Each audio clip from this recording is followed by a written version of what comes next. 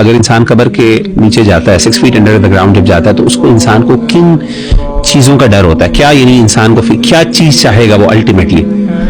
Obviously جب انسان قبر کے اندر ہوتا ہے تو انسان کو سب سے پہلے گھٹن ہوتی ہے, یعنی انسان چاہے گا کہ میری قبر جو ہے وہ کھل جائے, وسیع ہو جائے. یعنی وہ جو ہے نا کہ میں ایک مٹی کے اندر یا ایک چھوٹے سے خانے کے اندر بند ہوں. ایک مومن کے لیے سبحان اللہ حدیث میں آتا ہے, صحیح حدیث ہے کہ اللہ کے رسول صلی اللہ علیہ وسلم نے فرمایا کہ مومن جو ہے اس کے لیے تا حد نگاہ, جہاں تک حتی مد البصر, یعنی یہاں تک انسان کی آنکھ جاتی ہے, ہماری آسمان تک جاتی ہے.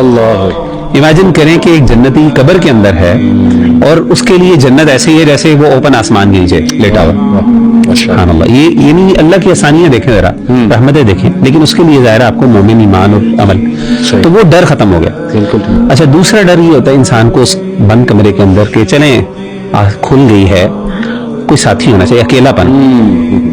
حدیث میں آتا ہے, صحیح حدیث ہے, نبی صلی اللہ علیہ وسلم نے فرمایا کہ انسان کے جو نیک اعمال ہیں وہ ایک انسان, خوبصورت انسان کی صورت میں انسان کے پاس آ رہی. انسان چلے گا, آواز آئے گی چلنے کی, وہ کہے گا کہ یہ کون ہے, آپ کون ہے, کہے گا میں تمہارے اچھے اعمال ہوں. اور وہ آپ امیجن کریں قیامت تک اس کے ساتھ رہے گا. یعنی امیجن کریں کہ آپ اوپن آسمان میں ہیں اور آپ کے پاس کوئی بندہ گپ شپ لگانے کے لیے, یعنی ایون اگر آپ سو بھی رہے ہیں نا, آپ کو پتا ہے کہ ایک بندہ میرے ساتھ بیٹھا ہوا ہے, آپ کا محبت کرنے والا, آپ کا لویل فرینڈ, وہ آپ کا جگر یا آپ کا یار آپ کے ساتھ ہے. اور آپ کو پتا ہے جب یار ہوتا ہے انسان کا, انسان جتنی مرضی مشکل میں ہو, جتنی مرضی مشکل میں ہو, اگر یار کے ساتھ انسان بڑے بڑے رسک لے لیتا ہے, چلو یار دوست ہیں ساتھ, کوئی نہیں, اچھا لگتا ہے. اور تیسری چیز سب سے بڑی چیز جو حدیث میں آتی ہے, نبی صلی اللہ علیہ وسلم نے فرمائی, کانسٹنٹلی اس کو موٹیویشن, یعنی اس کو خوشی اللہ تعالیٰ دیں گے. یعنی ایک ہوتا ہے نا دل لگانے کے لیے, اب جی میں کیا کروں, دوست بھی ہے چلیں گپ شپ بھی لگا لی, لیکن کوئی انٹرٹینمنٹ بھی ہوگی وہاں پہ. جیسے کہ حدیث میں آتا ہے نا, صحیح بخاری اور صحیح مسلم کی حدیث ہے, اللہ کے رسول نے فرمایا کہ صبح اور شام 2 ٹائم انسان کو اس کا جنت میں گھر دکھایا جائے گا.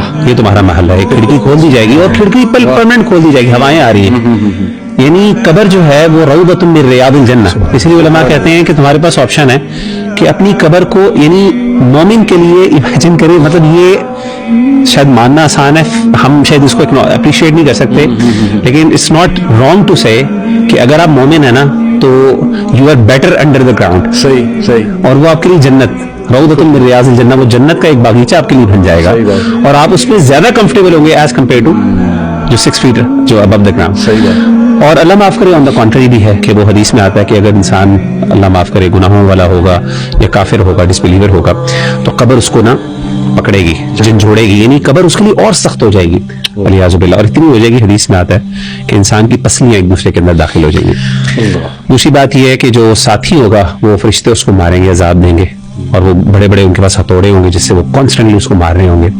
اور تیسری یہ کہ اللہ معاف کرے ہوپلیس اور ہوپلیسنس, کہ وہ جہنم میں اس کو گھر دکھایا جائے گا, اور ساتھ پہلے جنت کا دکھایا جائے گا, یہ اصل تمہارا گھر, لیکن تمہارے اعمال کی وجہ سے اب تمہارے نصیب میں یہ جہنم ہے, تو صبح شام ریگریٹ بھی اس کو ملے گا والعیاذ باللہ.